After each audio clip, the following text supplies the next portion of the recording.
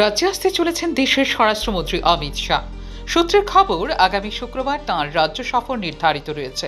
সম্ভাব্য সফরকে ঘিরে ইতিমধ্যেই প্রশাসনিক তৎপরতা শুরু হয়েছে। এদিকে কাঞ্চনপুর মহকুমার ভারত বাংলাদেশ সীমান্ত এলাকায় সন্দেহভাজন জঙ্গি আনাগোনার গুঞ্জনে চাঞ্চল্য ছড়িয়েছে।